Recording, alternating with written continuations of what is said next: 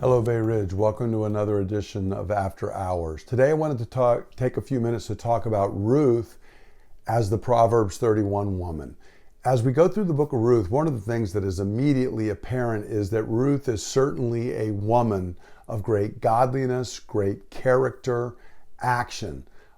And what I want to point out is I believe she is actually the model for the Proverbs 31 woman. Now, if you're not familiar, the Proverbs 31 woman is a woman who is outlined at the very end of the book of Proverbs, the last verses of Proverbs, from Proverbs chapter 31, verses 10 to 31. The very end of Proverbs is about this woman, and it's an acrostic poem. It goes through the letters of the Hebrew alphabet, beginning with Aleph and then Beit and then Gimel.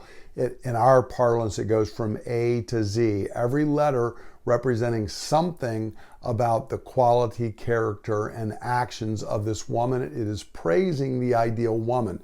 And the description that is given in Proverbs 31 is an amazing woman of character and action and skill, who is a blessing to the people around her, her family, and others. She cares for her families. She's very industrious. She starts businesses. She works hard. She is praised by her husband at the city gate. It appears at the end of the book of Proverbs. Her children also rise up and sing her praises.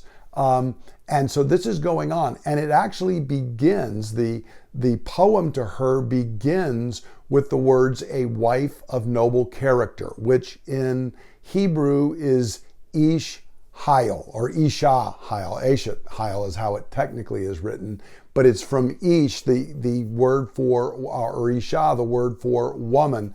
It's Eshet Hayil here in Proverbs 31. So that is the A of this woman's praise. Now, why do I believe that this is appointed to Ruth? Well, there are several reasons why I believe that this is appointed to Ruth. Solomon is the fount, the beginning of the wisdom tradition in Israel and in the Old Testament, and he is descended from Ruth. So that might be a link. Secondly, of course, when we read the book of Ruth, she is a woman of great character and action and skill, very similar to the woman in Proverbs 31. But even more importantly, that phrase, Eshet Hayil, a woman of noble character, is only used 3 times in the scripture. It's used in Proverbs 12:4 to speak of a woman of noble character, in Proverbs 31:10, which is this Proverbs 31 woman, and then in Ruth 3:10, where Boaz says, everyone knows you are an Eshet Hayil. You are a woman of noble character. So that would start to give a strong link back. But even beyond that, what's really interesting is the Hebrew Bible had the books in a different order than we have in our English Bible. So, when we finish the book of Proverbs, we turn over to the book of Song of Songs, but that's not the way it was in the Hebrew Bible. And you might be able to guess now, when you finish Proverbs 31, guess what the very next book is in the Hebrew Bible? It is, in fact, the book of Ruth. So I believe that this ideal woman was portrayed, and then it is shown to be in action. Here's an actual person that is this Proverbs 31 woman, which is Ruth.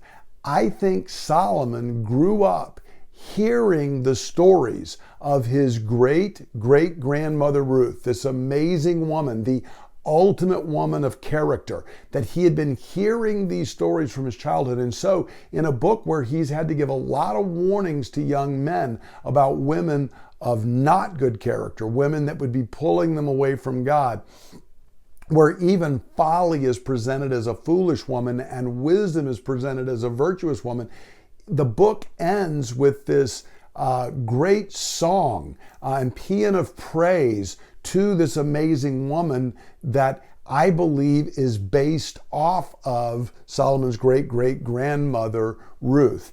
He does this godly woman that he had heard so much about and that we read about in the scripture, because David comes from her line, and then Solomon, and ultimately the Messiah comes from her line.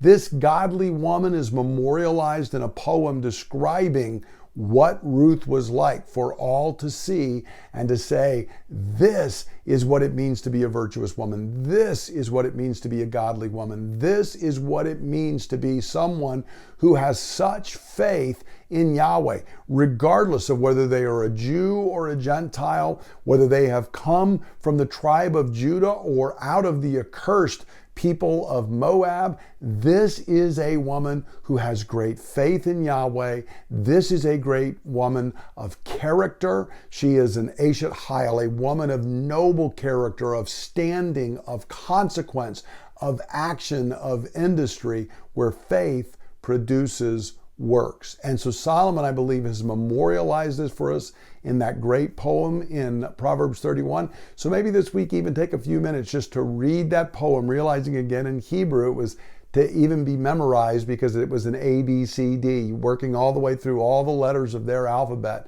Read that and see how it links back to Ruth. And it's just another pointer to why I love this book of Ruth. What a great godly woman we see in Ruth, worthy of emulation.